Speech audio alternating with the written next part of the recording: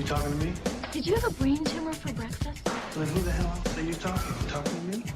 I'm funny how? I mean, funny like a clown. I'm Peter Venkman. We all go a little mad sometimes. Man that doesn't spend time with his family will never be a real man. Damn. I'm kind of a big deal. First rule of Fight Club is do not talk about Fight Club. Yeah, baby.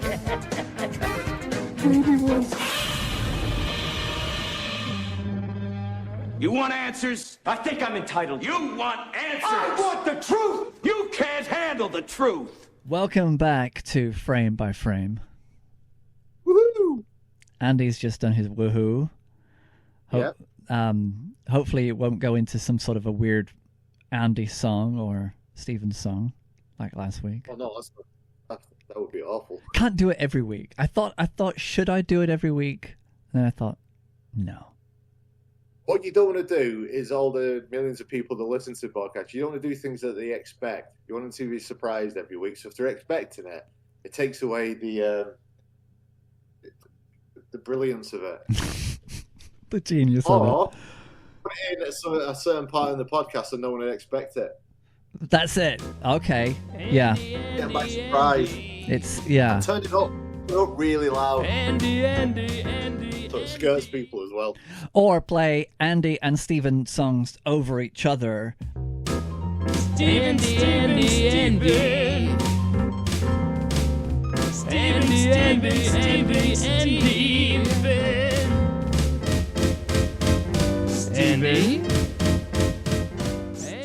And then just have Same time. and then have like screaming underneath it from Blair Witch. Steven. I'm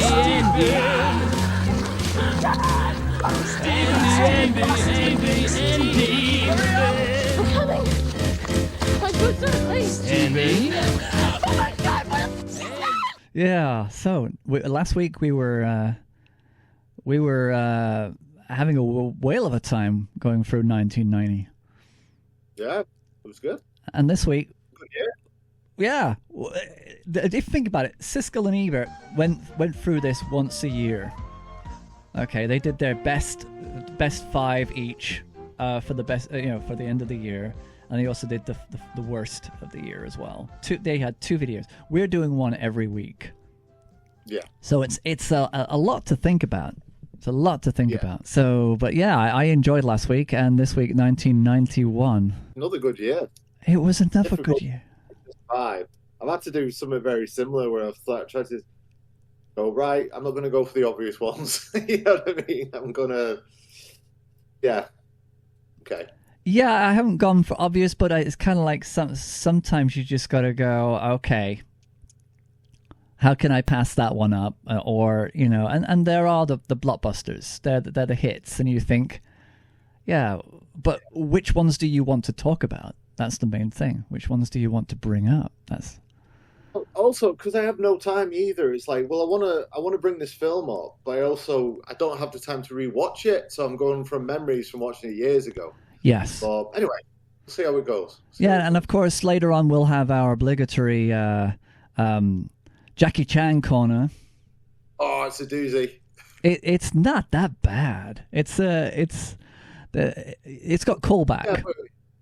Yeah, you picked up on it, obviously, because you watched the first one. Have you watched the second one as well? I fell asleep halfway through the first one, but How dare you? But anyway, we'll leave that for the segment because I might even have to bring something to your table that I wonder if you caught it or if you missed it, but we'll see. That's the tension. That'll we may have to play a song. That's all I'm going to say. What you just said then caused involuntary flatulence from this end. Now, do you remember last week we said about news? Yes.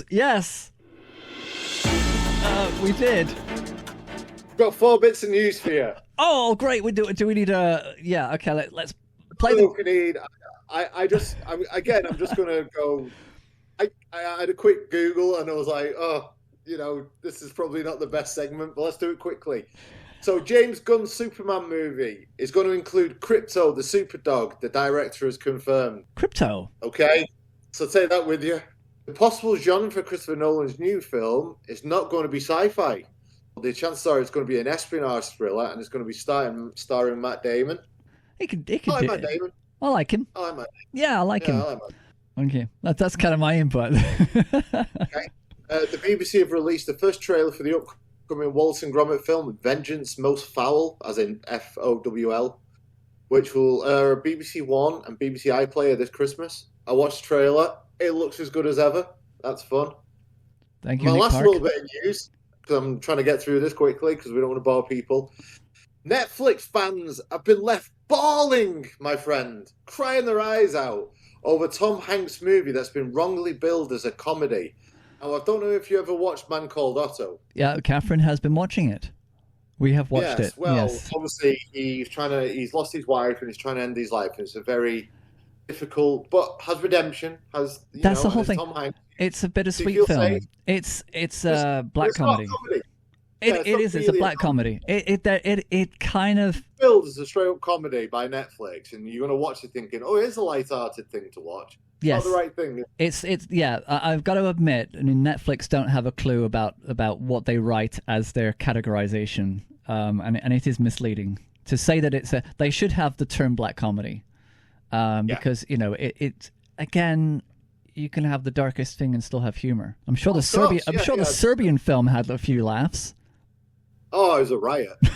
We watched this week. We watched The Substance with Demi Moore. I want you to watch it because I think if we do a Halloween episode, we should talk about The Substance. I think you'd absolutely love it. And even that, no matter, some films you think, oh, it's not going to go there. It's Demi Moore. Oh, it goes there. Oh, is it the one where it's about body shaming and body forming and making sure people are beautiful for the future or something? Have I got the right thing? You're kind of on the right line. So she's. I don't talk about it too much because we've got all this to get through. But basically, in a nutshell, it's she won an Oscar. She was like amazing actress, and now she just does this like fitness thing on a network TV. And when she's turned, I want to say 50, but it might be 60. The network director is played by Dennis Quaid, who's brilliant in it. He's an absolute bastard. He basically says that we're going to have to let you go. We need someone new in it. And she gets off this thing called The Substance, and stuff happens. Right. Basically, she turns into two different people, a younger version of herself and her own person. When the younger person's about, she's young and vital and beautiful, but she doesn't, the other person isn't existing. It's like they're the same person, but they live in two separate lives. Anyway, I think you should watch it. I got very Fly vibes from it. At some point, I was thinking The Thing. Yeah, it goes there, man. Okay, right. So, I think it'd be a really good film. So kind of like a Starry Eyes kind of feeling going on as well, maybe. Because the Hollywood connection being, That connection, it's definitely worth a watch. All right. Okay. It's Substance. I really enjoyed it. I thought it was a very good film. But even in that, no matter how grim that goes, there's parts of it that are really funny. Hilarious. But if you fancy doing a Halloween episode, I think that'd be a good one to talk about. Yeah, we should do a special. We'll do a Halloween special. We'll get dressed up and stuff. Maybe do that one live on Twitch. Maybe. And Halloween is literally 2 weeks today, isn't it? So we could actually do a. Yeah, get some planning. Yeah. We might have to have a break between this decade of fun and shenanigans, but we'll be fine. Well, that would get us to 3. 1994. That would be get us to 1994. Then we can have a Halloween special and then get kicked back into 95. That's it. Yeah, that's about right. Yeah, that's good. And then that'll be 12 for the whole season. You see, we're having a business meeting instead of doing a podcast. It's like, oh, hang on, and the figures and the sale figures for that should reach about we should be peaking around about week 4.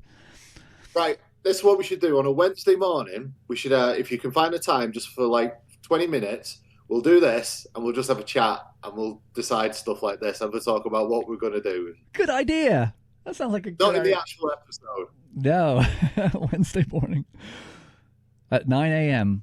Yeah. Okay, so let's go for it. Let's cue that music.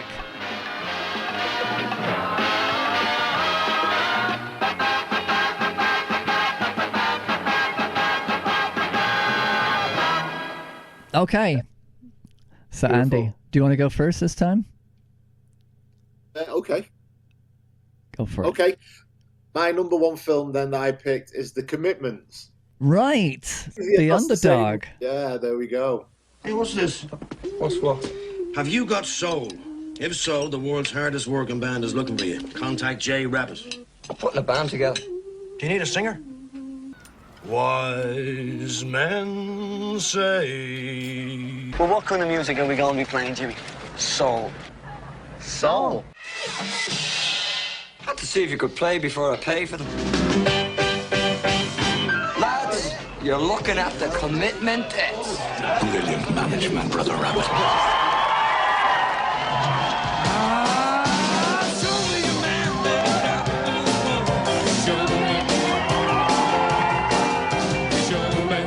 Let's keep relations on a professional basis. How are we professional if we've never been paid?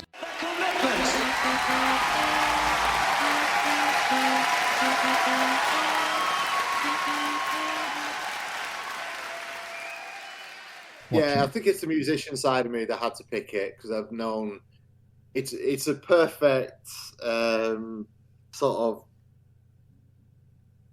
the way it is, all the backstabbing, all the anger, all that. You know what you see on stage when they're doing these brilliant performances. Because when he does like in the Midnight Hour and things like the main singer's got a brilliant voice. It's a brilliant film. It's a great film, but a lot of it's about Dublin at that time as well. And the band that are actually playing the music are brilliant, but all the stuff going on behind the scenes, all the arguments, all that, it's just it's one of the best films that I've actually seen about what it's actually like to be in a band and be a musician. And Yeah. so I think I get that. I think I watched it when I was a teenager, so I really have a very vague recollection, other than there was a lot of stumbling out of buildings arguing. That's kind of all I remember from it, so I should rewatch it. It sounds like one of those that would be rewatch. I mean, as a mature Andrea adult. Carr's in it, the cars. She has I think all the cars are in it, apart from Jim. I think. Really? I had no idea. By buying this young daughter. She's like the daughter, and she's a bit of a smart ass in it. She's great in it. She's a real good actor, Andrea Carr. She should be in more stuff. Yeah, that surprises me because it surprised me that none of them have actually done anything or even did voice acting for cartoons or Puff and Rock, whatever. That the Irish are very talented. Yeah, they might have done stuff in Ireland, but she was in Evita. Andrea Carr was in Evita with Madonna, and she's really good at that. But I don't know what to say about it. That's not been said before. The performances are brilliant. The way the band react with each other and stuff is great. It's about a guy called Jimmy Rabbit who he's just a music fanatic and he wants to get a band together and calls it Commitments. And they think they're going to be the next best thing. But as a lot of these things are, singer's ego and how great he thinks he actually is. He's got a great voice. He has got a great voice, but he doesn't do it. He can't get out of his own way. He can't, there's the sort of self-sabotage of musicians. If people haven't seen this, I would urge people to watch it. It's a gem of a film, and the performances are so good in it. Yeah, it's really good. It's kind of like a cautionary tale. Most films about musicians always seem to be a cautionary tale.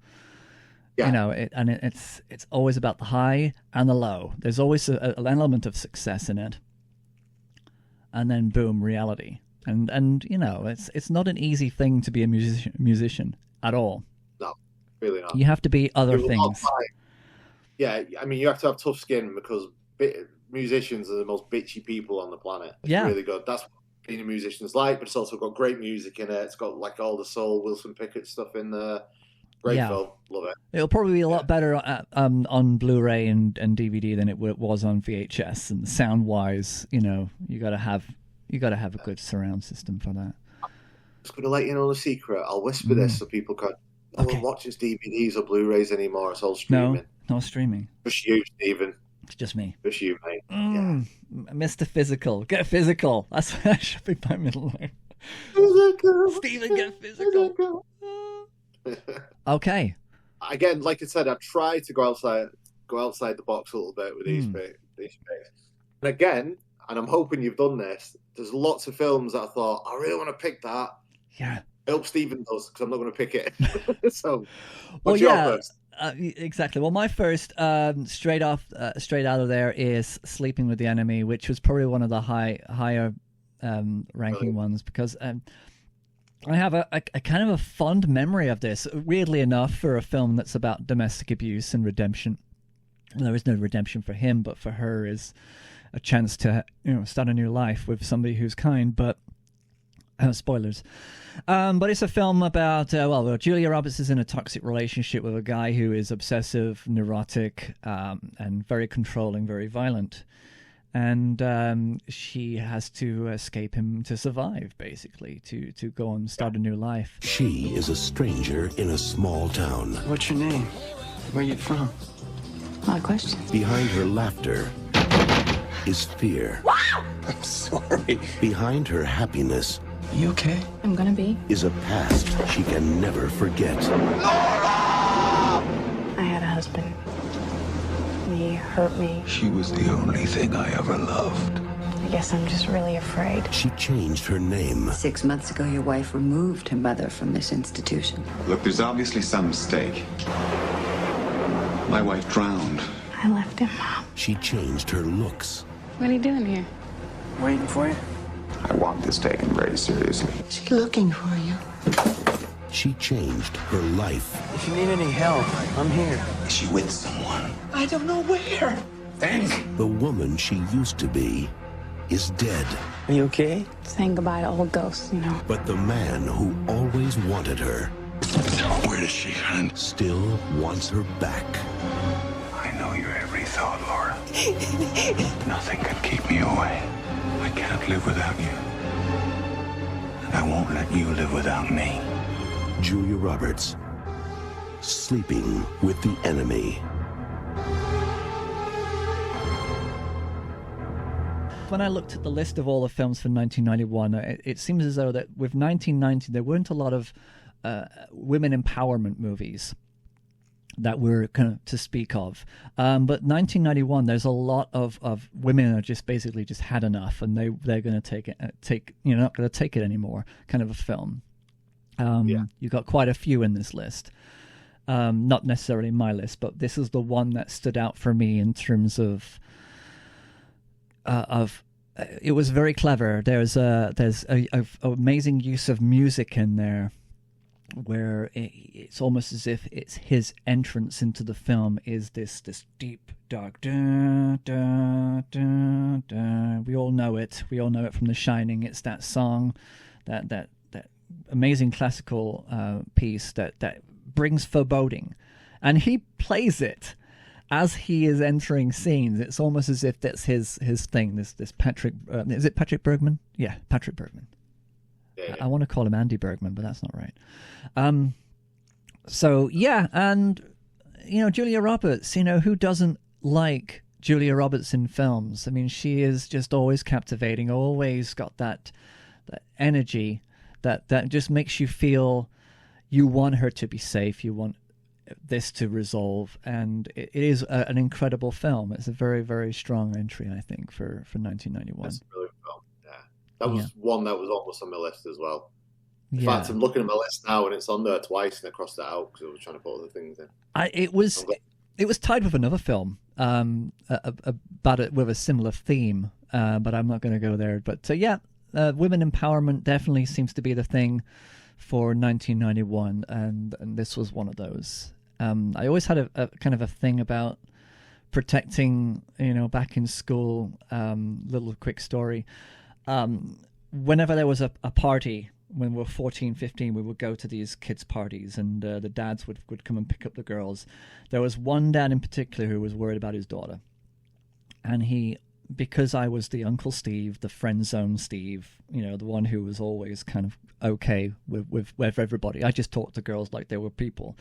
Weirdly enough, it's what you can do. Oh. I know. Well, he actually came to me before this party and said, could you do me a favor? You're friends with this girl, who shall be unnamed. Would you be able to walk her from the party to the roadside so I can pick her up? And he didn't ask anybody, but he asked me. And I always remembered that. And I always thought, you know, that's if I've done anything in this world, I've been more of a protector in school, but I've also been blind to the possibility and never really got the signs that anybody was ever was more than that in that kind of in that friend zone thing. So yeah, it's a weird thing, and domestic abuse was always something that I was aware of as a young kid, and I didn't want that to be a thing. You know, it was something that I never really liked to see in reality. So there we go, my rant over. Wow, it was hardly a rant, Stephen, but yeah, I get you. That's good. not the rant of Sex and the City 2. No, that's a different kind of women empowerment. But yeah, no, that's great pick. Good film, very good film. Okay, your number 2. Right. Okay. Well, now you made me feel like I'm sexist, but I'm not. No. So I went again. I think if I said to you Michael J. Fox and James Woods, The Hard Way. Movie star Nick Lang is looking for a part that could change his image. You don't want me to grow up. The studio doesn't want me to grow up. I'm the only one who wants me to grow up. So to play a real cop, Freeze! he's going to study with the best. If I can walk his beat, if I can get under his skin, I will nail this part, Andy. Detective John Moss is on the trail of a killer. This party crasher has whacked out 7 people. He's gonna do it again soon, today maybe. And what if this cop doesn't want you tagging after him? 2 pros exchanging ideas. Why wouldn't he want to do it? Not if you tied my tongue to your tailpipe and drove me 80 miles an hour naked across a field of broken glass. Now, evidently, the guy just wants to blend in so nobody knows he's Nick Lang, okay? My trainer's got me a Nautilus and the Stairmaster, so you don't have to worry about Nick Lang. He's told me face to face that he wants to be me. I'll just, Do what you do in Hollywood. Rum drinks, fern bar, gerbil racing. There's only one way Moss can catch the killer without losing his mind. I have got to get rid of this guy. Freeze! Stop it! What am I doing? They stole my cellular phone, John, and I think it might have been a gang. Hi, guys. How you doing? Sorry to interrupt. You're not gonna learn what it means to be a cop by eating hot dogs and picking your teeth and asking stupid questions. We live this job. It's something we are, not something we do. Michael J. Fox. James Woods. Was that great? Look, John, can you just do that one more time for me, please? In a John Badham movie. The Hard Way. Yeah, Yes. I went there. Okay, you see, a film I have not watched, and I kind of kept on looking at the front cover and thinking, what is this about? Oh, and I don't know. Not seen it? Never seen it. It's your typical sort of body cop thing, you know, fish out of water type film. So there's a serial killer known as a party crasher. What he does, he notifies the police before he kills another person at a nightclub, daring them to stop him. So they all sort of converge at this club. Anyway, he gets away with it, and they nearly catch him, but they don't. So Michael J. Fox is this guy called Nick Lang. He's a Hollywood movie star. He's known as Smoking Joe Gunn. He does like an Indiana Jones type thing. And he has this sort of outburst on TV. But anyway, long story short, they get put together because they think that the serial killer will be attracted to sort of try and get the Michael J. Fox character. James Woods is like this old worldy police detective, and the chemistry between them is brilliant. It's really funny. Good. It's actually quite dark at bits, and as what always sort of happens in these films, they develop this bond where you can't stand each other, but they end up sort of liking each other in the end and stuff. And there's a part where Nick Lang, Michael J. Fox's character, gets shot, for instance, and he's like, "Oh, you know, in a few minutes, you're going to wish," because he's like, "I've been shot, man. I can't believe I've been shot. You know, you can take this into the next film." He said, "In about 10 minutes, you're going to wish this has never happened," and then obviously the pain starts to set in that. It's a really good film. I highly recommend it. But I never really see Michael J. Fox as kind of like a heavy or getting into those roles where it's a little darker. I've never known him to get shot before. This is Michael J. Fox. What sort of happens, because obviously his character starts to really believe and he's a policeman. Okay. You know, because he's basically, he wants to do a gritty crime drama, so he's been shadowing James Wood's character to sort of see how he can be a policeman. Just to try, really involved, yeah. You know, and there's a conversation between James Wood's character, Moss, in the Party Crasher, and Michael J. Fox's character saves his life, and that's how he gets shot in the ambulance. Gotcha. But lots of other people get sort of killed along the way. Mm-hmm. And obviously Michael J. Fox starts to take it on himself that it's his fault for getting involved and all that. And it's got quite, that's a bit, cause you know what he's like. He sort of, he can really carry that emotional heft really well. His sensitivity is very empowering. Yeah, very powerful. Yeah.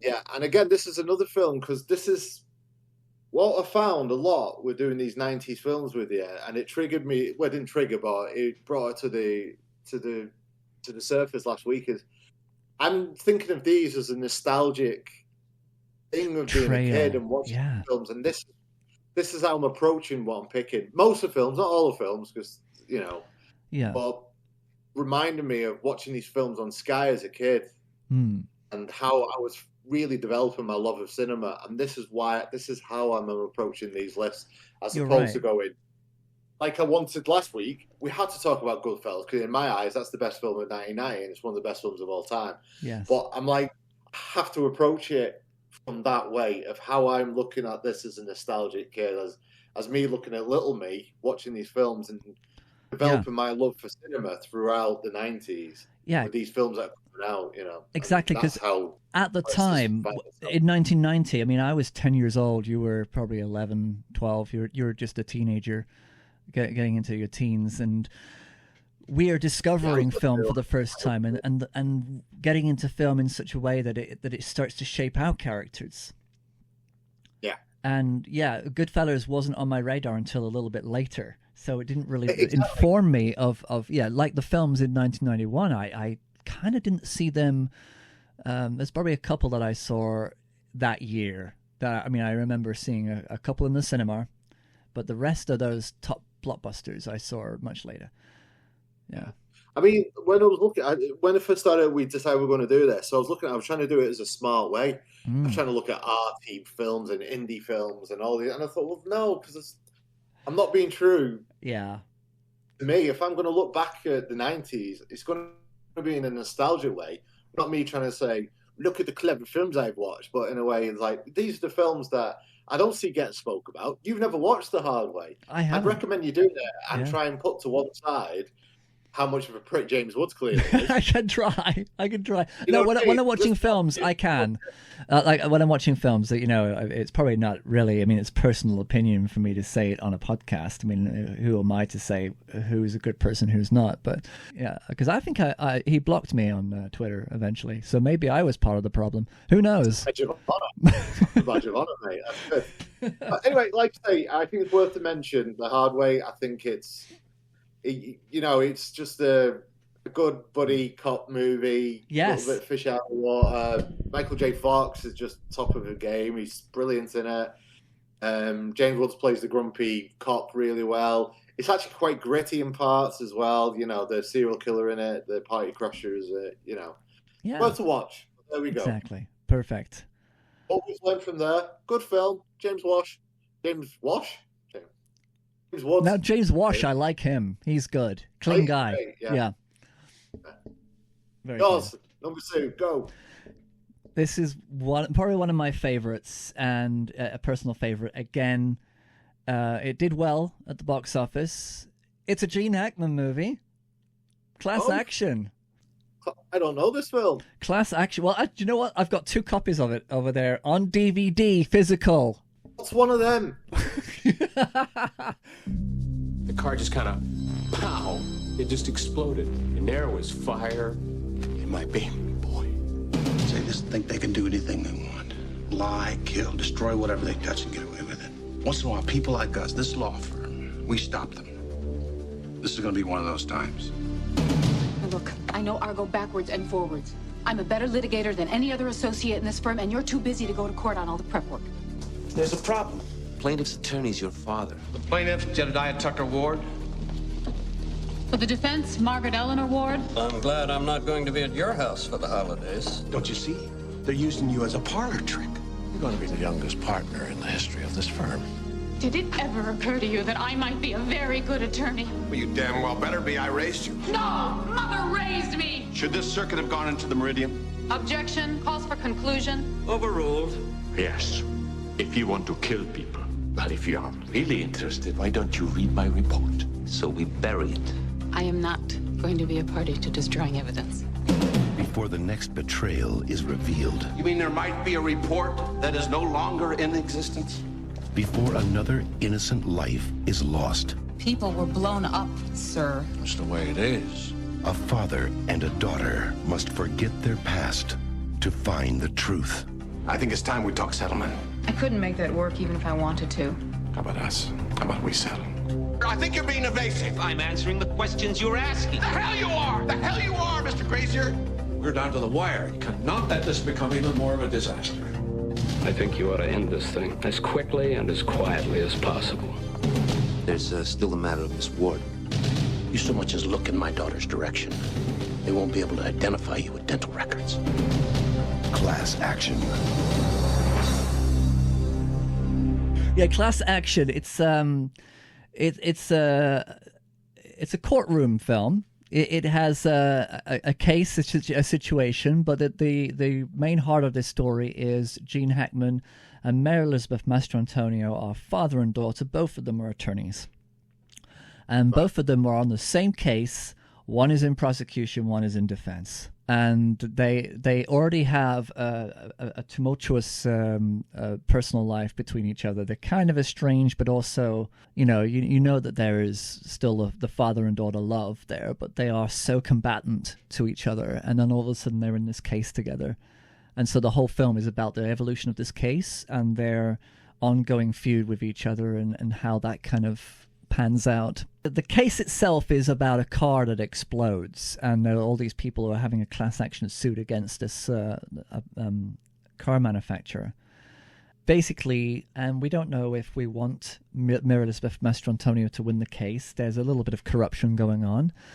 But it's a fascinating look in the world of attorneys, and it did make me want to be a lawyer for a very brief time. Oh. I did think about it. But, yeah. Then I watched JFK and thought, nah. You're not allowed to mention that film yet. Not yet. No. But yeah, class action. I love Gene Hackman in this movie, and the chemistry bit with him and Mary Elizabeth Mastrantonio is always. She's always good. She's brilliant. Everything she's been in, she's been strong. And like I say, this is the era of strong women. This was the year that a lot of breakout strong women roles coming out, and she did great. Have you seen this one? No, I've never seen it. No. See, yeah, no. There's a DVD coming your way. Fantastic. With your name on it. Brilliant. And there's a link to a streaming site with your name on it, with the hard way on it. The third film is City Slickers. I'd never expected that either. Really? Why? Yeah, never been on my radar.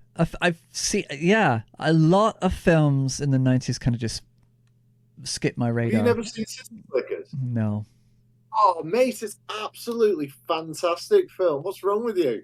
You ever reach a point in your life where you say to yourself, this is the best I'm ever going to look, the best I'm ever going to feel, the best I'm ever going to do, and it ain't that great?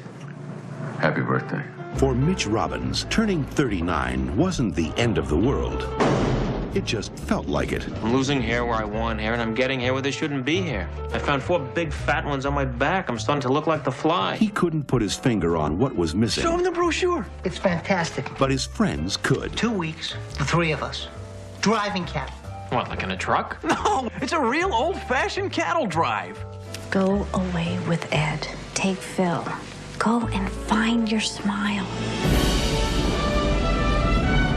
Welcome to the Stone Ranch. Believe it or not, that work you saw a while ago, y'all are going to be doing that the next 2 weeks. My ass hurts just watching this. What do you think? I think you look like one of the village people.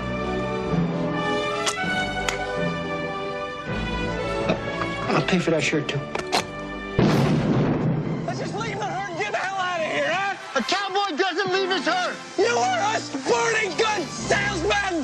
Not today. Sometimes you have to get your feet wet. God, I don't like this! To sit a little taller in the saddle. I'm 39. I'm saying moo cow in a river. Do you believe this? Came out here, city slickers. You're gonna go home, cowboys. City Slickers. I'm on vacation! Billy Crystal, top Billy Crystal. He's hilarious in it. It's brilliant. So it's based on there's just basically three friends that are kind of lost. You know, they're sort of at dead end parts of their lives. Billy Crystal he's got a good job, but he sort of can't stand his job. You've got is it Daniel Stern? I just want to make sure I got it right. Yeah, Daniel Stern. He's this guy who sort of lost he was he was a manager of a supermarket, and he's in like a horrible marriage, and he's cheated on his wife with one of the it's the lady who does the voice for Marge, Lisa Simpson. Oh yeah. That's the actress, isn't it? Yeah. Nancy Cartwright, is it? No, that's Bart. Okay. I think she does Bart as well, doesn't she? Yeah. Is it and then Nancy? Bruno Kirby, who are they're all sort of in all these sort of Billy Crystal films at the time, And he's like the sort of gun ho guy, but he's always he's like talks about sleeping with women, even though he's got this lady who's about 20 years younger than him. And they go on these trips together to sort of bond and be friends. And they go on this trip to they get a herd of cows, and they've got to just transport them like the Old West across America. And that's what it is. It's like a holiday thing, and there's all these other, these other friends that sort of do it, and then John Voight, Jack Palance is in it. Jack Palance is in it, yeah. There is a sequel to this. I think I've seen the sequel, but not the first one. I think that's gold. Yeah, I think that's nowhere near as good as the first one. That's what I've seen. This film is funny. It's got great one-liners. Billy Crystal's brilliant. Everyone's great in it. The whole cast is great. It's got real heart. So there's like this great part, and it's the first time in I can think of that this was done, where Billy Crystal's talking about Jack Palance's character, and he's like saying, "There's something really not right about this guy. He's a killer. Have you seen those eyes? He's going to kill us. He's going to while we're asleep, he's going to murder. Saying all this stuff." And then he finishes. He goes, "He's behind me, isn't he?" And he just turns around and he's just stood there staring at him. And that's a Billy Crystal thing, definitely. Only he can do that. Yeah. There's some great lines in it. It's so good. Yeah. And again, he's so likable.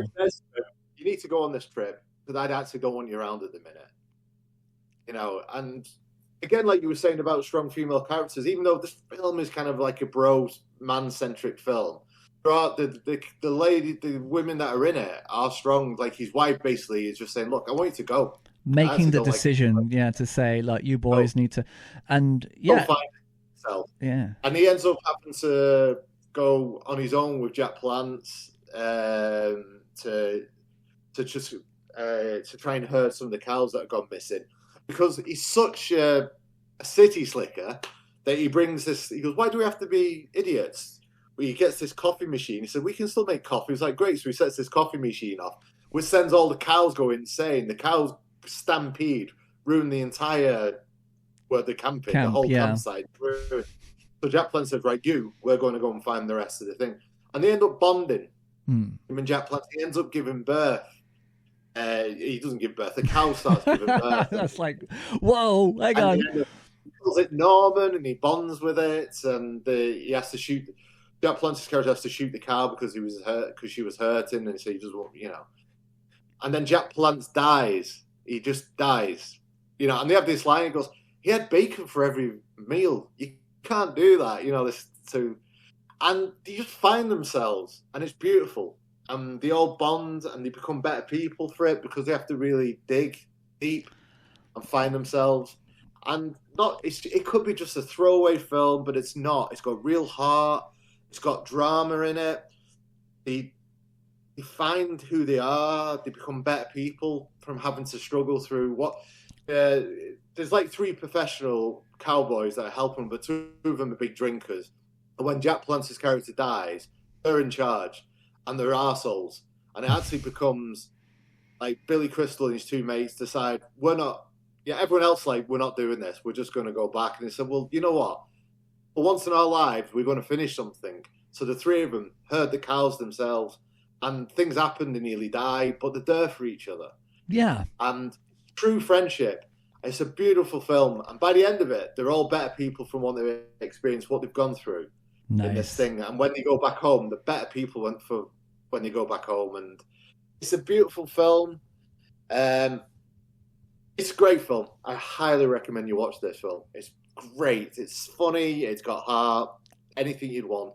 And this bloody world that we live in right now, we need films like this. We need films like this. Yeah, I think you hit the nail on the head there. I mean, that's yeah. And yeah, it's always the comedies that have a simple story, but say so much more about the people in it. And yeah, I almost imagine John Cusack in this movie as well.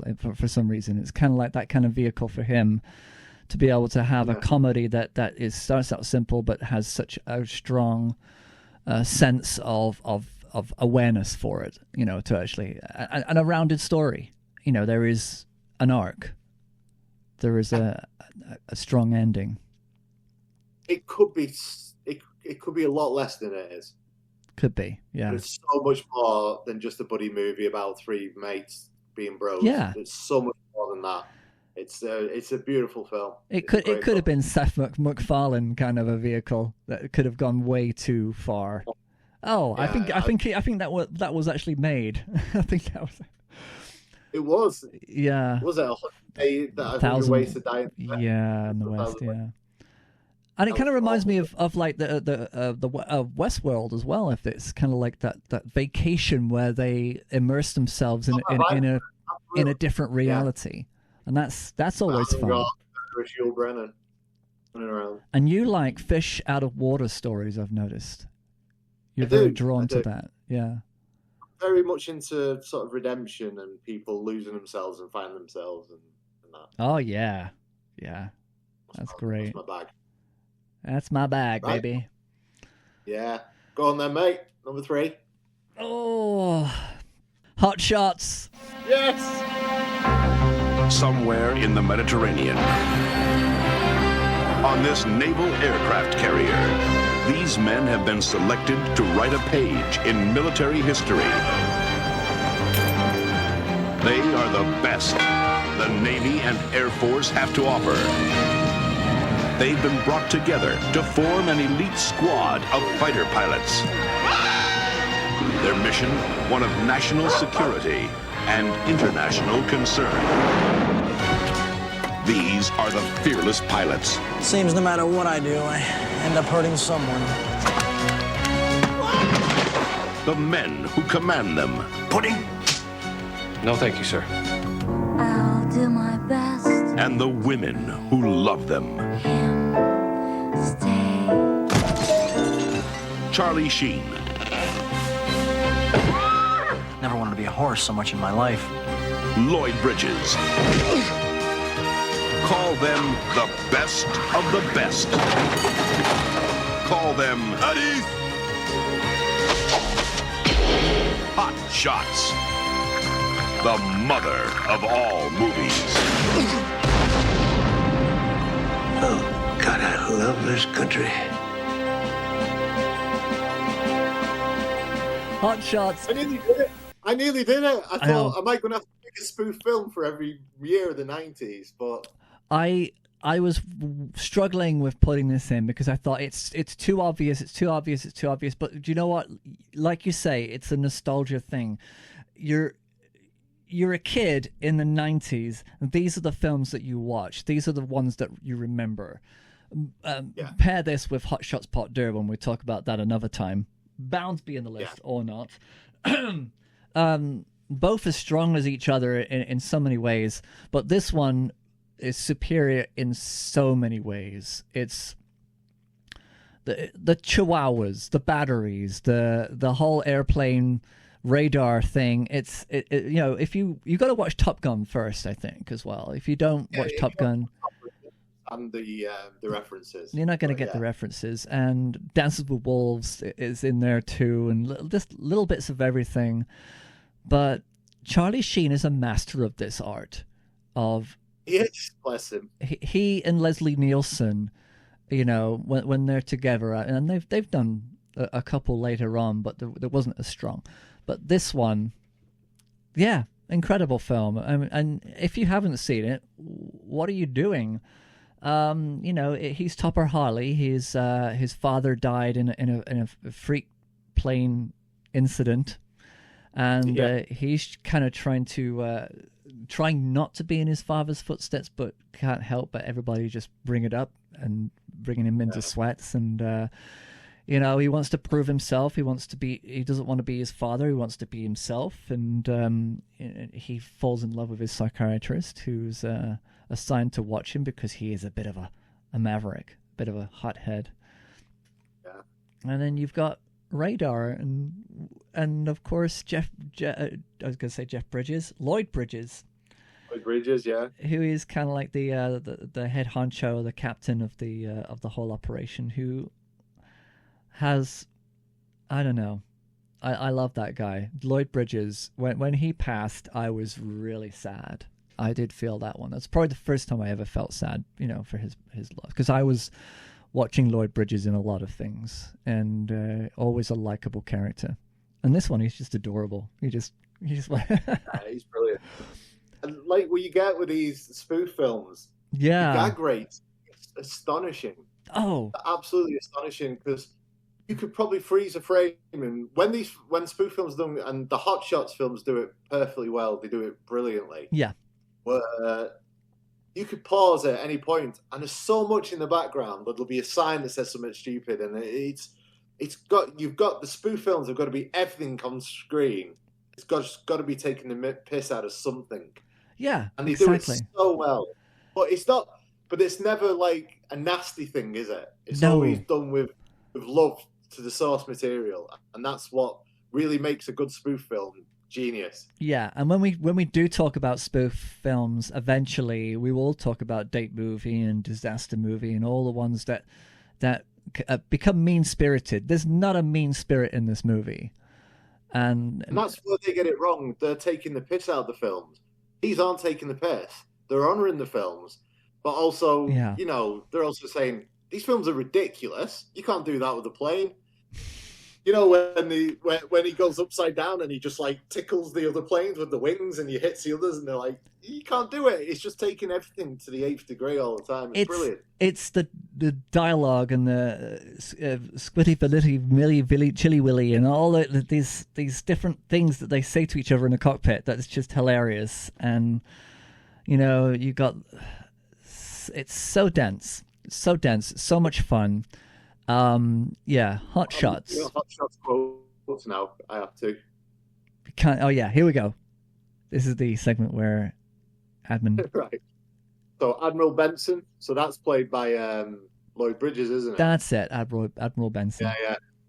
Be seated. Many of you are wondering what's wrong with my pants. Well, they started running short of materials right before they got to the knees, so don't give me any shit. I look out there and all you wonderful guys, and I say to myself, what I wouldn't give to be 20 years younger. And a woman. You know, I've personally flown over 194 missions and I was shot down on every one. Come to think of it, I've never landed a plane in my life. It's so good. It's stand-up. It's stand-up strong. It is. Yeah. It's a Topper Harley. My father used to say that not playing to win is like sleeping with your sister. Sure, she's a great piece of tail with a blouse full of goodies, but it's just illegal. Then you get into the whole inbred thing. Kids with no teeth who do nothing but play the banjo, eat applesauce through a straw. Hawk fan, man. It's so...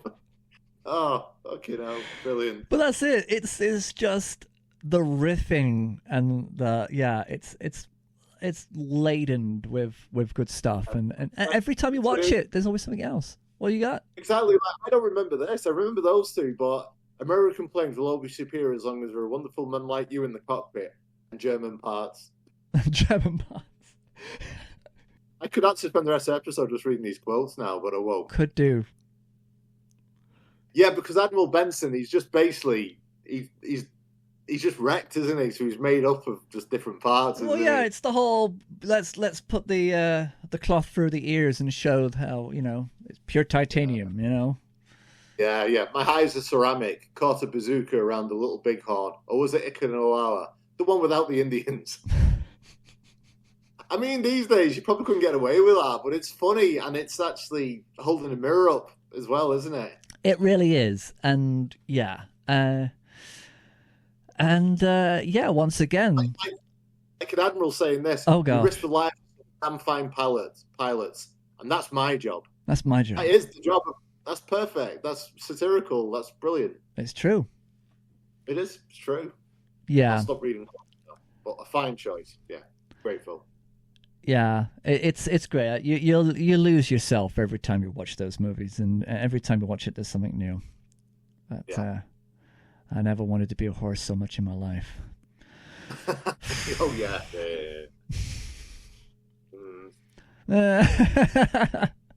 Okay, what's next? We're getting dangerously to the end of this list. You've got this is like number 4 for you, isn't it?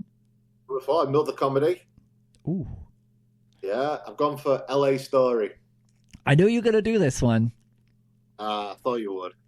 You're a Steve Martin aficionado, and I thought, yeah, let you have it. Oh, it's a would great you one. have picked this as well? I would have, and I thought I held back because I do like LA Story. Yeah. Rather than do an interview with me, which would be fascinating, by the way, I thought that possibly I'd take you on a, kind of a cultural tour of LA. Look how he's painted the blouse, sort of translucent. You can just make out her breast underneath it. When I see a painting like this, I must admit I get a little emotionally erect. Bon appetit.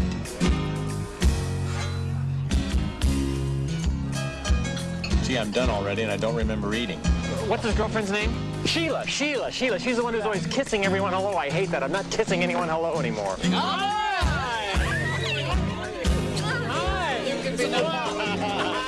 How was I in the meeting?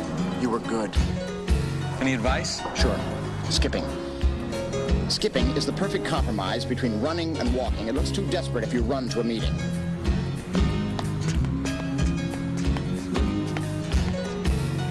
What, she's seeing someone else? Yes, she's going away with him. So go away with me. I can't. Don't you see? I would just be using you to get even with her for going away with someone else. I don't mind. Let's go. Great. Woo! Steve Martin. Did you know that the same technology used to clean up the Alaskan oil spill can also suck fat from your thighs and chin? LA Story. I'll have a decaf coffee. I'll have a decaf espresso. I'll have a double decaf cappuccino. Do you have any decaffeinated coffee ice cream? I'll have a half double decaffeinated half cap with a twist of lemon. I'll have a twist of lemon. I'll have a twist of lemon. Yeah, I'll have a twist of lemon. I'll have a twist of lemon. I'll have a twist of lemon. It's got what's the film with the long? Is it The Player with the long opening? Yes, the longest tracking. Yeah, it's got that kind of vibe to it, hasn't it? Where it's sort of taking the piss out of Hollywood. Very good.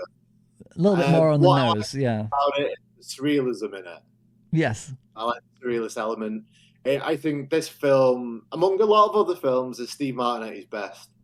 Where he's being surreal and manic and crazy. Film is just, it's just a brilliant film. I love it. I love this film so much. It's great. Yeah, it's definitely part of the minutia of Los Angeles not taking themselves so seriously. Everybody's been taking Los Angeles so seriously and for such a long time, and it's like we're breaking that down. And Steve Martin is the perfect person to kind of take you on that journey. Definitely. Yeah, I mean, there's so many parts, but one part that really stands out for me is when he's at the cash machine taking some cash out. And that guy comes and says, "Hi, my name's Martin. I'll be your robber today." And he just gives him the money and walks off. Doesn't even acknowledge him. Just gives him the money and carries on walking. But brilliant. It's like you can imagine. Yeah, only in LA. Yeah, precisely. Yeah.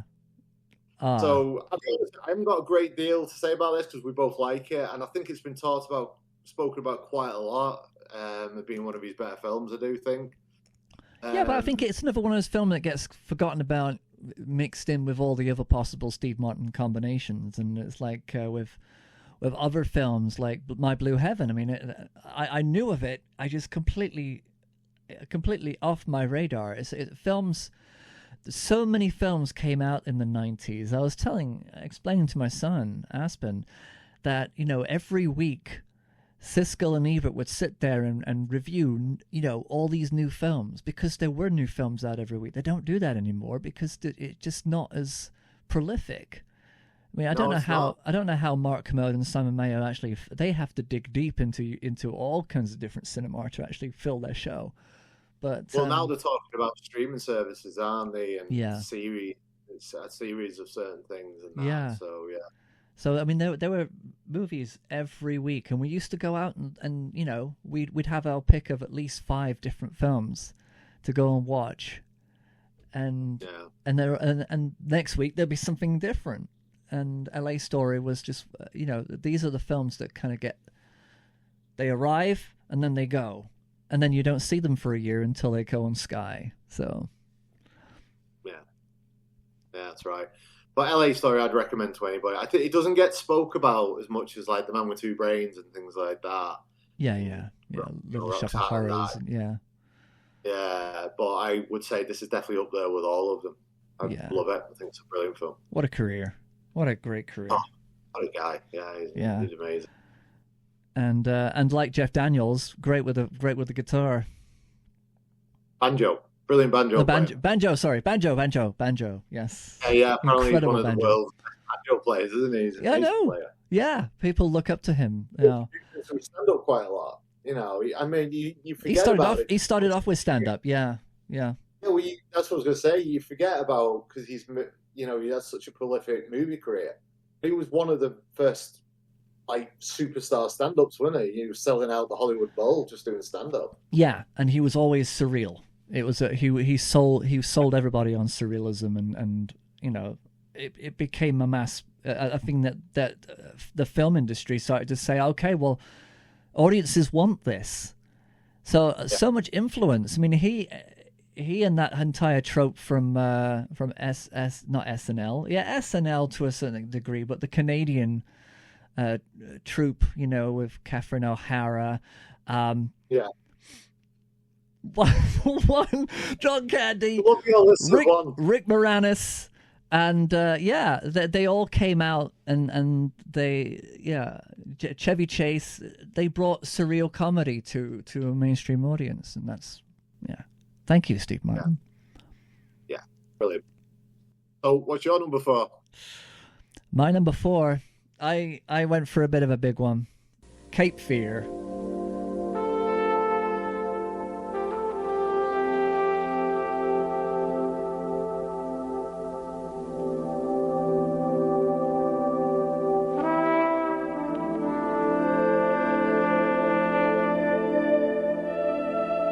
Hi, Dad. I'm tired. Oh, thanks. I needed that. Huge. Hola! This town is so very nice, and everything's just so very, very nice.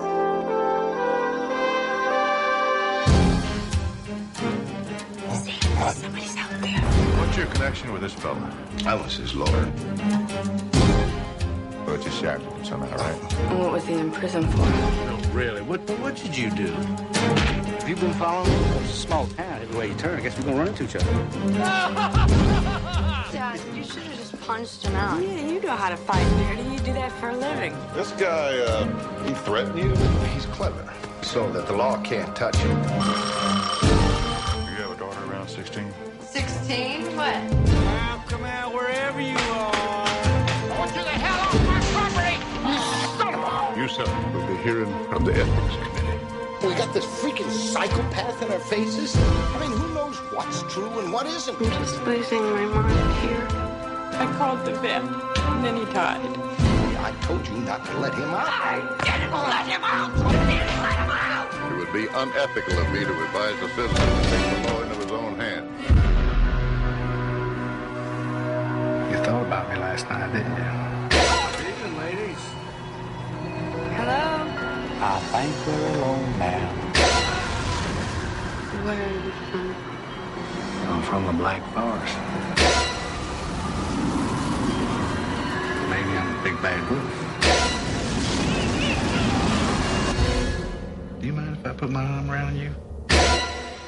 And it's that music in the Cape Fear that drove the film.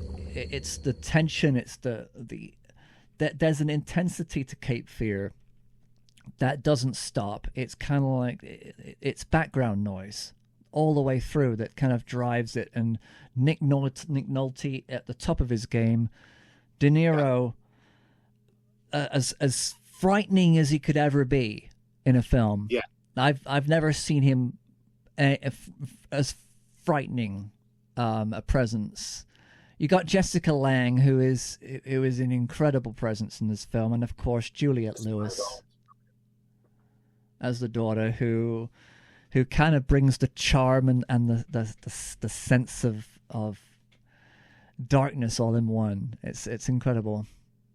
I mean, she's innocent. The way she acts, she's like purely innocent, but not all at the same time. No, curiously innocent. You know, it's like she so could go about there. her character, isn't it?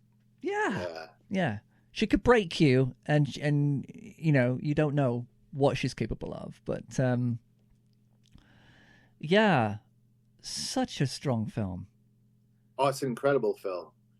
Better than the remake, better than the first one too. I didn't like the original. I bought them both on DVD when Cape Fear came out. Which one did you watch first? I watched. Interested to know. I did watch the De Niro one first, so naturally that's probably going to influence. You know, when you watch the first one, and you think. Because when you watch the first one, it feels like Cape Fear diluted a little bit, doesn't it? Yeah, it does feel like it's watered down very much. Yeah. Because yeah, I agree. I think this is an amazing film. It's a really, really great film. Yeah, and again, it's think, Martin Scorsese. Scorsese had to be convinced to make it, didn't he? Or was it the other way around, where Scorsese had to convince De Niro to be in it? One of them. I can't remember the combination. I think De Niro had to convince Scorsese. I think. Right. Yeah, I thought it was that. I kind of think that if we're wrong, then in 1992 we will apologize. But yeah, I think Scorsese wasn't really one for doing remakes. He was always an original filmmaker, as far as I'm aware, and maybe that was the thing that was back. But he was still able to bring in a couple of the original actors from that movie in the remake, and they were happy to do it. So they honored the original film with that remake. I think it was but oh my gosh, Robert Mitchum though, he was really good at, Robert Mitchum, he was really good at playing a scary guy, like Night of the Hunter. Night of the Hunter, I think that's probably the stronger one out of those two. Yeah, I think it definitely is, and you can sort of see the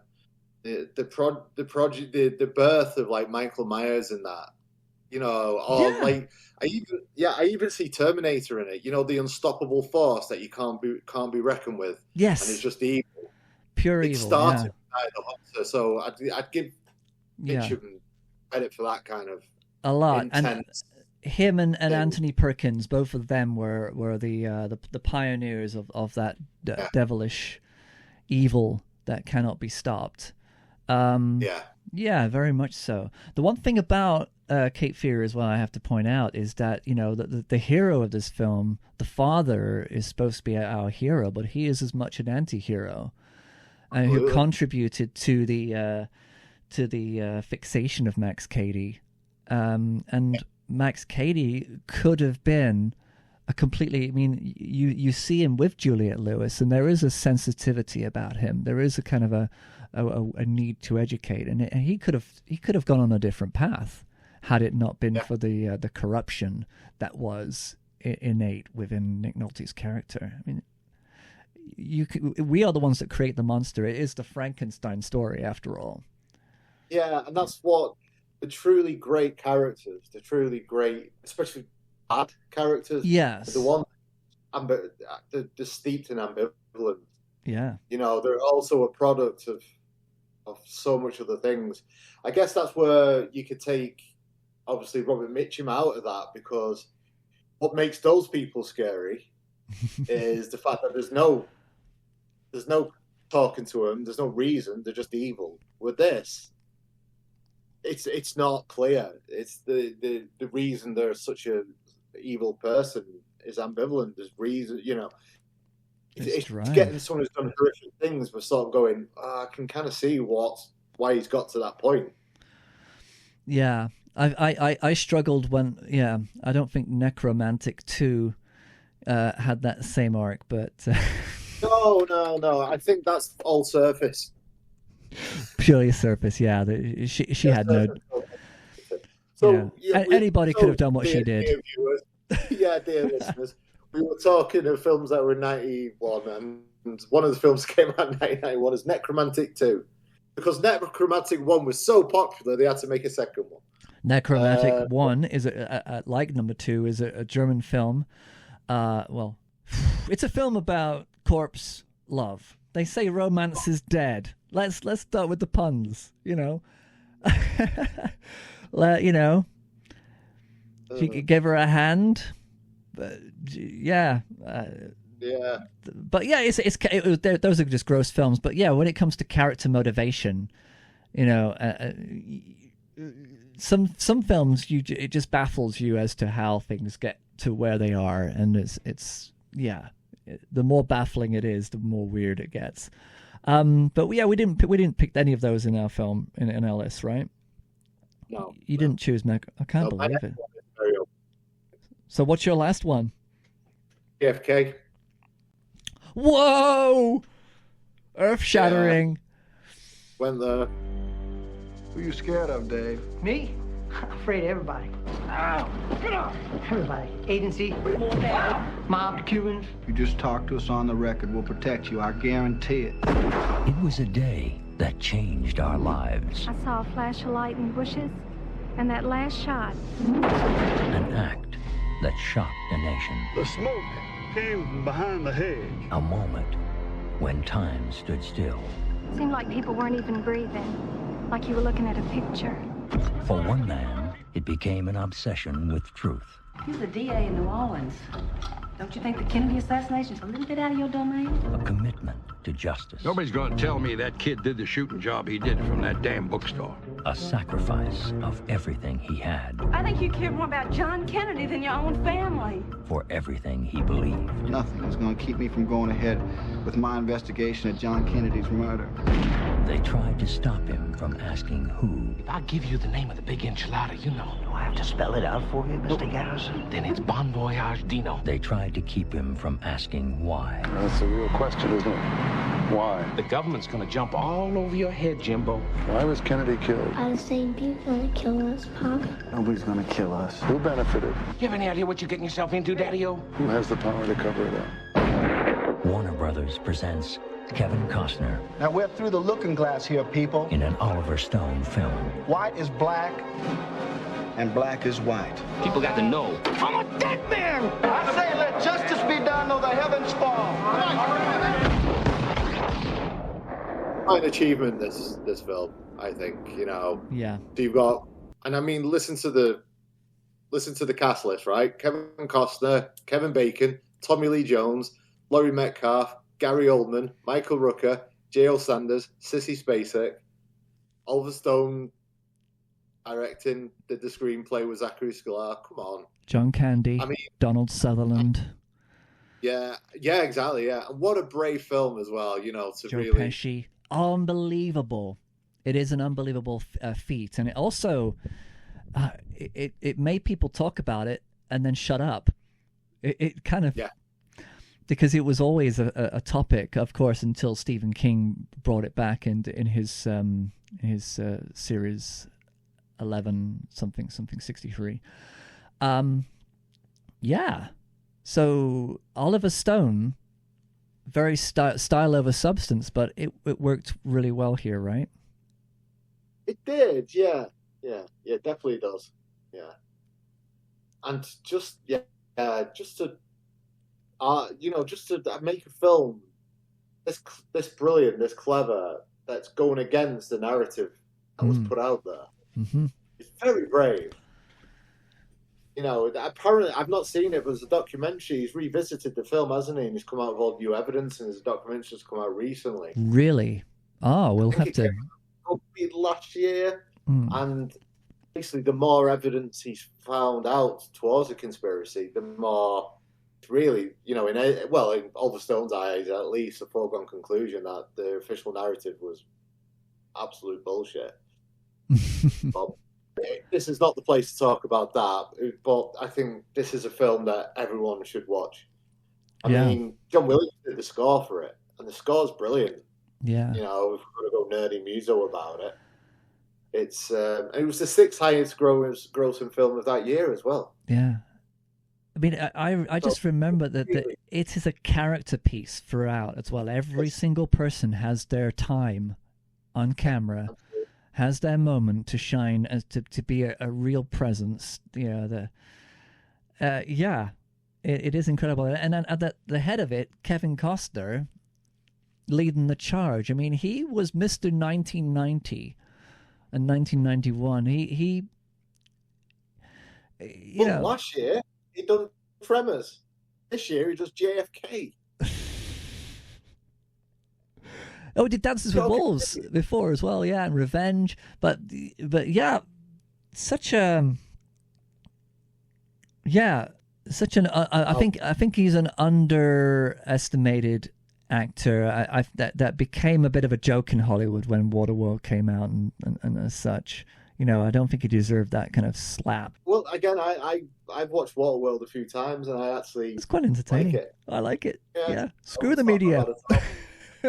Yeah, I think the media sometimes will go against someone who's been very, very popular and attack them, especially if they've done a project that's so beloved.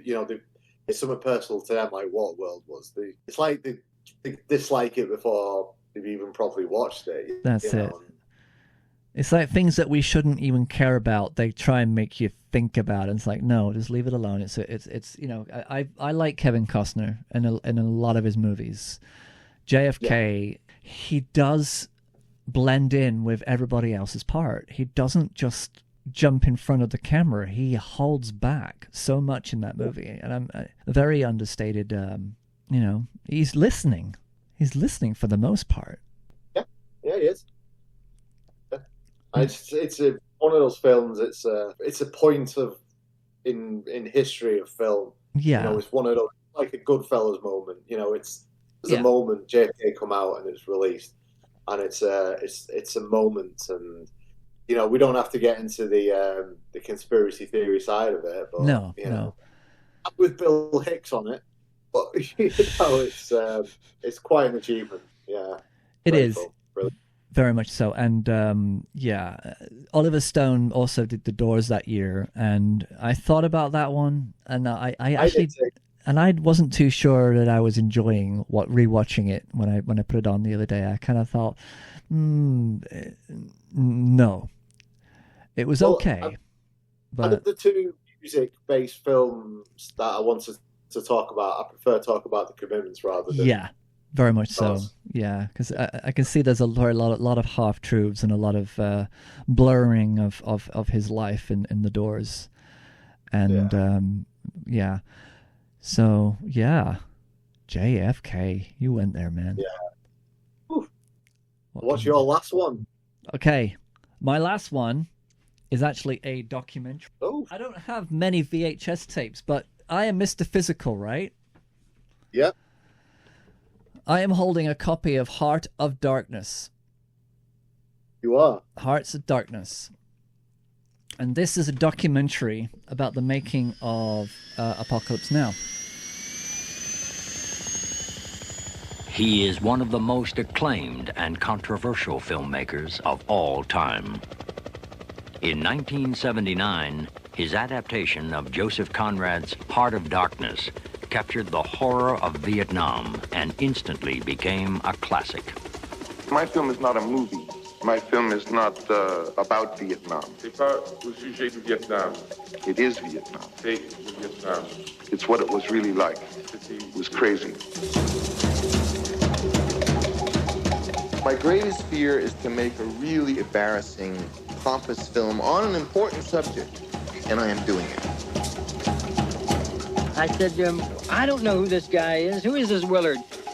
And Francis just looked me square in the eye and he said, he's you. I would have done anything. He had convinced me that this was the first film that would win a Nobel Prize, you know. It was like you were in a dream or something, you know? It'd say scenes unknown on the call sheet. You just would show up, you know? You didn't know what they were gonna do. I was not in the greatest of shape, you know, as far as like my career was concerned. It was delightful to hear that I was going to go do anything, anywhere. Yeah, but are they seriously saying that Marlon would take $1 million and then not show up? I swallowed a book. I mean, it's not in the cards that we're not going to finish the movie. You know, I felt that he'd do whatever he had to do. He'd borrow the money, but part of me was just fearless in that regard. It really didn't matter. It's one thing to go over there for 3 weeks with like 5 people, but if you go over there as a big Hollywood production, they're going to kill you.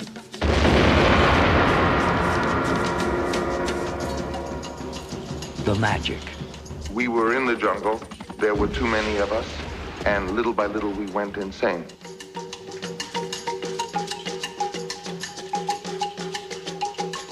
The madness. What are they going to say about him? What are they going to say? He was a kind man. He was a wise man. He had plans. He had wisdom. The making of Francis Ford Coppola's Apocalypse Now. I love the smell of napalm in the morning. The questions that I kept facing, I couldn't answer. I knew that I had constructed the film in such a way that to not answer would be to fail. Hearts of Darkness. A filmmaker's apocalypse. Look at my movie, you'll see what I'm talking. Wow, right, okay. So I'm not gonna go for narrative. I'm going for documentary feature, and this one is incredible. Seen that. It is an incredible movie, and it was basically during the filming of Apocalypse Now. Eleanor Coppola did a lot of behind-the-scenes footage. She filmed, because she was there whilst Francis was filming for months, and she needed a project, so she decided to do a film about the film. But it didn't it took years before somebody actually convinced her to put together this narrative and create this documentary. So it has all these interviews with all the actors and Francis, and it's probably one of the most phenomenal stories about filmmaking in history. And Apocalypse Now is a great film from 1978, I think. An incredible film. And but the actual making of it was so much more deep and more mysterious and taut with tension, heart attacks, method acting, helicopters going off to fight real wars. It's a real battleground of a movie making experience, and it is. I couldn't ignore it. I looked at what I could have chosen. I could have gone Thelma and Louise, Terminator, Robin Hood, Backdraft, Star Trek 6, but no, I wanted to. Star Trek is the one I'm surprised you didn't bring up. Really talk about that. I'm surprised you didn't do that. It's a good film, but it's not really. I think talking about Star Trek films would have to be its own thing if we ever did that. Yeah. Okay. I'd have to convince you for that one.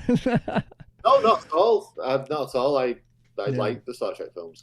Yeah, but just Star Trek 6 was okay. But again, what a year for strong women. I mean, if we'd have had Thelma and Louise, Mortal Thoughts, Star Trek 6, there's a lot of strong female characters in these films, and they play villains. They play women who have simply had it.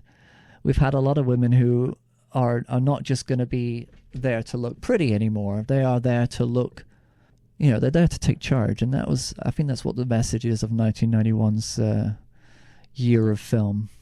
I wonder how many of them survived the Bechdel test, though. Well, Thelma and Louise definitely didn't. Definitely didn't. It's quite but these again, it comes in waves. You get a year where it's like, women are this, and then all of a sudden the men are kind of like going, oh, well, we can still do this, Terminator 2 still happened, but then Terminator 2 had a very strong female character, Sarah Connor. So, yeah. So, but yeah, an interesting year, 1991. How amazing is it that neither of us have mentioned Terminator 2 being like one of the best sci-fi films of all time? Any more that we mentioned Silence of the Lambs? I mean, that was the same year, right? Yeah, 1991. But again, you want to kind of talk about these films in a more specific light, you know, and they're franchises. I didn't want to mention Terminator 2. I didn't want to mention, you know, I did sort of argue with myself with Backdraft. Yeah, I struggled with that one too. Yeah, because I like that film, especially De Niro in it. He's not in it that much. When he's in it, he just steals it, and I'm just kind of want to talk about that. But and so did Donald Sutherland. I mean, but they are both in other movies that we both picked that were much stronger. I mean, Donald Sutherland, JFK was that monologue. I learnt that monologue for school. Is that the one you did? That's one of them that I did.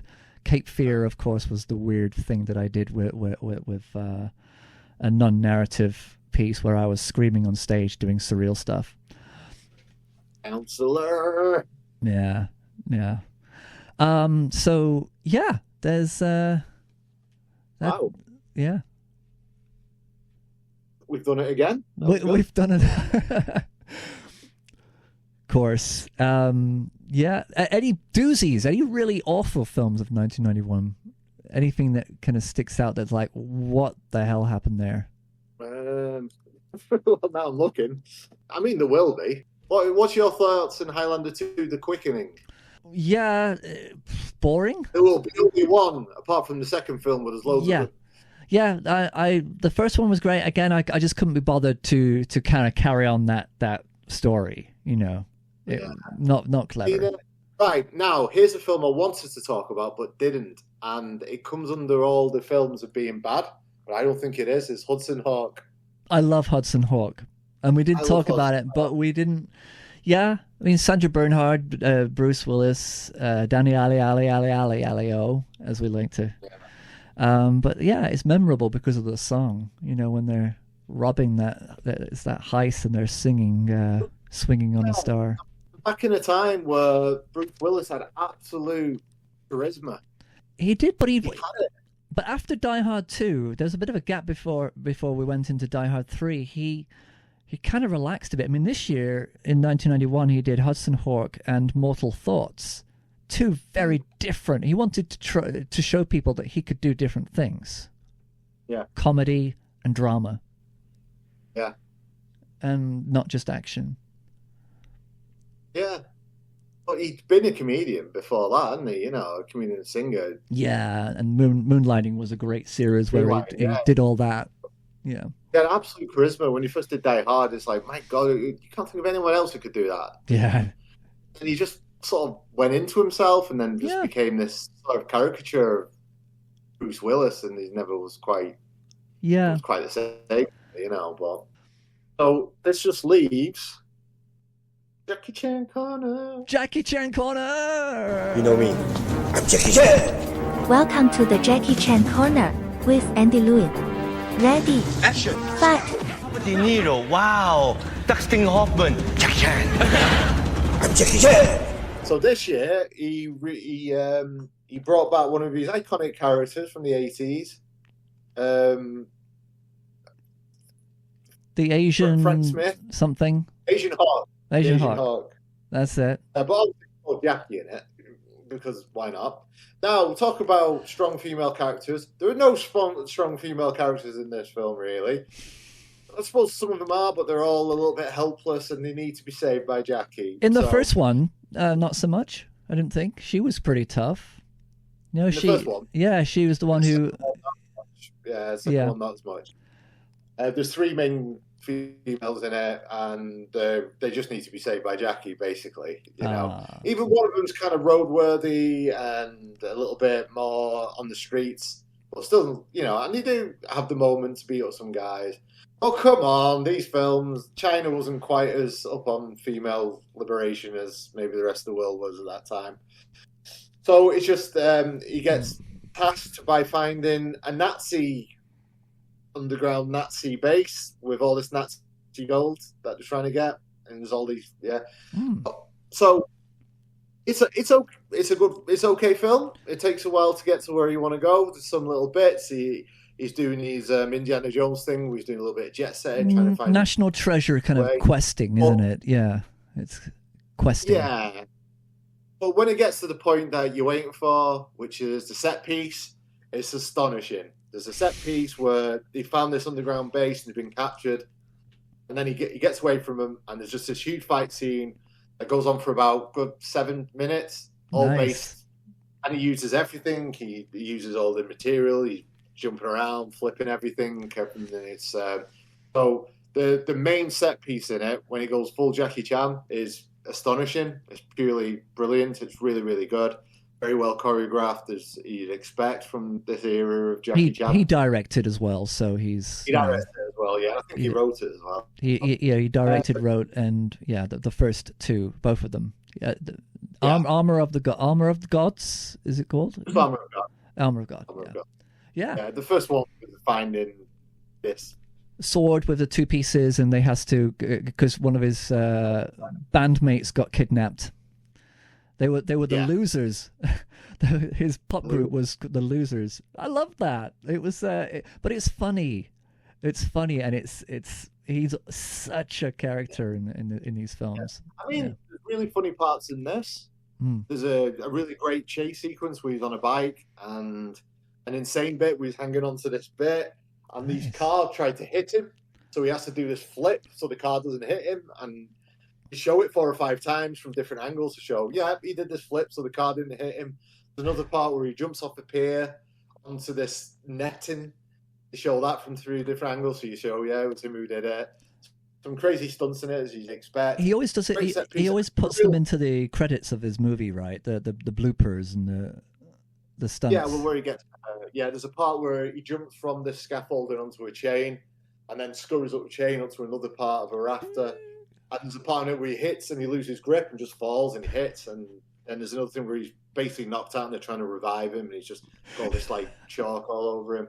He's an absolute nut job, isn't he? Love him. There's a real good set piece where they've got these wind tunnels, turbines. Yeah. And if the flying, so the ladies are sort of controlling it to try and help him fight all these other people. And there's bits where he's just literally floating, so that the fans are that strong they can actually lift you off the ground. And they're using that to fly around and stuff. And it's all fun. But it's the set piece before that where he's fighting all the guys. It's just pure Jackie. So the film itself, it's got its faults. It's not quite as, it doesn't date very well. But when it gets to the point where Jackie's doing what Jackie does best, it's just pure brilliant. Exactly. It's brilliant. And again, his career is very much a roller coaster ride. I mean, he was such a big hit in the 80s, with Police Story and Armor of God. I mean, one of the highest grossing films in Hong Kong at the time. He was trying to keep it fresh. It's difficult. Well, from the 80s, he was the biggest star in Asia. And then 80s, mid-90s, when he started to become, when Rimland the Bronx, he was probably the biggest star in the whole world at that point. Yeah, it was the Asian market. He couldn't do any wrong. He was just the guy. Yeah. But the nicest guy in reality as well. He's adorable. When you find out a little bit more about him, maybe not quite, but Yeah, do you know what? There's always going to be colors, shades of grey in all personalities. I'm not a hero. He could have been a bit of a sexist pig as well. Yeah. I think. Yes, but that's again culturally, something that he would hopefully learn and be better at. I think he did. I think he did. But so out of 10 Chans, I would give this a strong 7.5.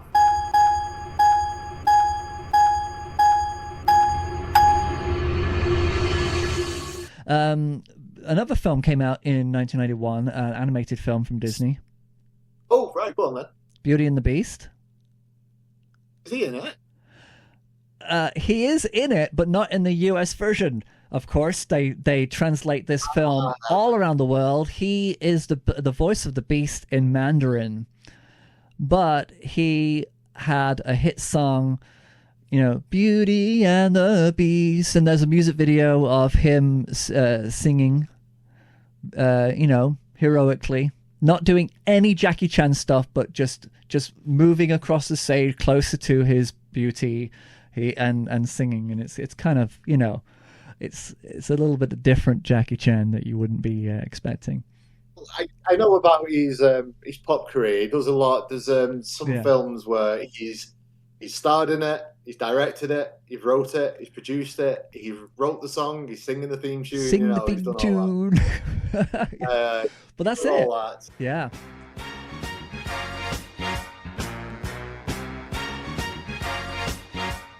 Cool. That's it. Let's wrap this up so that you've got a few minutes to do something before work, before you have to ride off to the. I've got to run off. Next week I don't have a 10 o'clock lesson, so we can start early. So there's no worries next week. Perfect. Well, that was fun. Good list. It was brilliant. Can't wait for next week now. Excellent. I know. I love this. 1992. Oh, I've already got one in my head already. Oh, I've already got one. Oh, I don't know. We'll figure it out. Oh, yeah, yes. Oh, I know what it is. Yeah, so I got it. No. You know what it is. Yeah, of course. I'll let you have that one. Okay, thank you. As always, you can check us out at Spotify, Audible, and iTunes. We're also there on YouTube, copyright permitting. And go and enjoy your life and watch some movies from 1991. Yeah. Yes, we know what we're on about, so we'll listen to what we said. Yeah, we're geniuses at this crap. This is so good. Thank you, Andy. Thank you, Stephen. That was brilliant. Thanks again, mate. Over to you, Tom Cruise. I feel the need for speed. Charlie, don't surf. This is fantasy. Oh, you betcha, yeah. Quit griping. I like griping. I got a bad feeling about this. Life moves pretty fast. You don't stop and look around once in a while, you could miss it.